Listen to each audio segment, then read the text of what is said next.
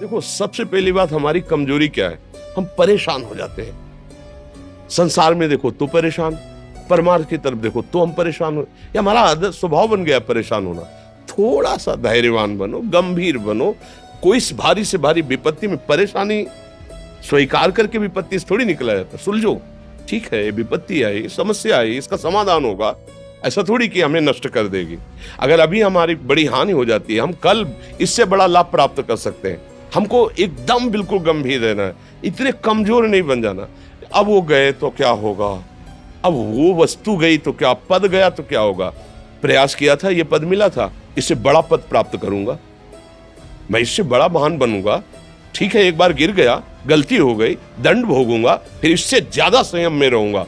बिल्कुल मतलब एकदम फ्रेश दिमाग रखना चाहिए। और अपने लोग क्या है, जरा सी बात में एकदम पछड़ा कर लेते हैं, एकदम कमजोर हो जाते हैं।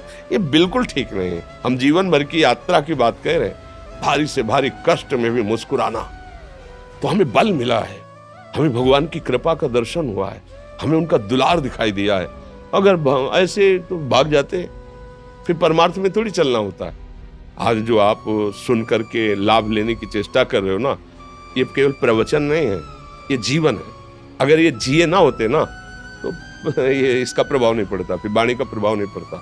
हम इसीलिए कहते हैं, जैसे आप लोग एकदम परेशान हो जाते हैं जब बोलो, क्या हमसे ज्यादा परेशानी होगी?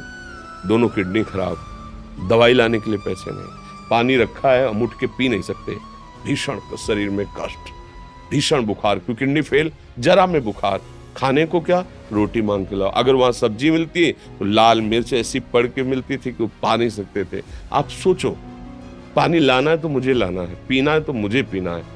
अगर मैं हारता तो कहां पहुंच जाता, क्या स्थिति होती? नहीं, मरना है, पर कदम पीछे। कोई दिन ऐसा नहीं जिस दिन सेवा ना की हो, जिस दिन सेवा ना गए हो।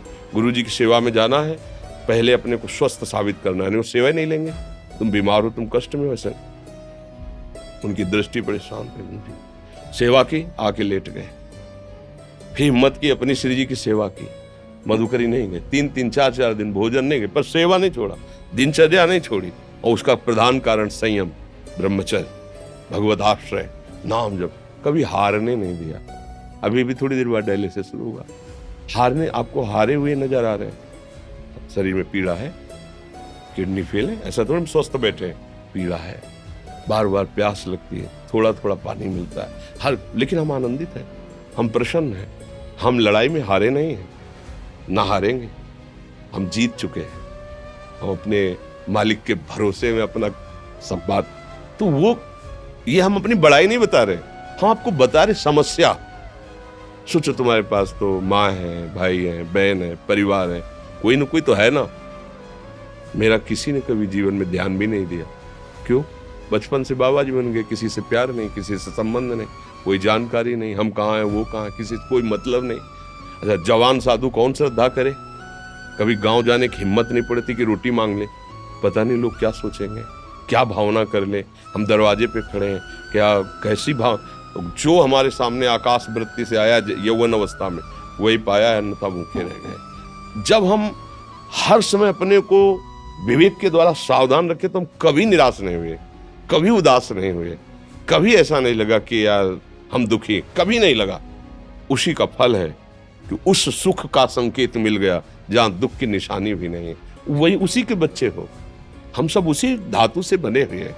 हम इतना क्यों परेशान हो जाते हैं? हम ये देखते हैं, अपने लोग थोड़ी बात बिगड़ गई परेशान, नहीं बिगड़ी तो बिगड़ जाने की संभावना में परेशान है। आज सुख है, लेकिन कल सुख छिन जाएगा तो हम आज के सुख में सुखी ना होकर कल के दुख की आने की संभावना में हम भयभीत हो। मतलब क्या हमारी सोच रह गई? हमको इतना बलवान बनना है कि सुख और दुख दोनों हमको छू न सके। भारी से भारी सुख की व्यवस्था है तो अहंकार नहीं, हर्षित होकर किसी का अपमान न करे कि हम धनी, हम पदाधिकारी, अमुक। भारी से भारी दुख आया तो हमें किसी के सहयोग की जरूरत नहीं, हम फिर अपने कदम बढ़ाएंगे, हम फिर जुड़ी हुई अपनी भावनाओं को सजाएंगे। मस्त जीवन एकदम। तुम अविनाशी के बच्चे हो।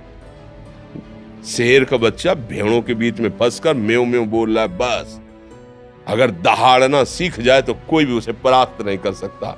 ऐसे भगवद अंश तू प्रपंच में फंसकर अपने को इतना दीन क्यों देख रहा है? तू ऐसा है कि भगवान के दिव्यास्त्र में भी ताकत नहीं तेरे को मार सके। तू अविनाशी का अविनाशी बच्चा है।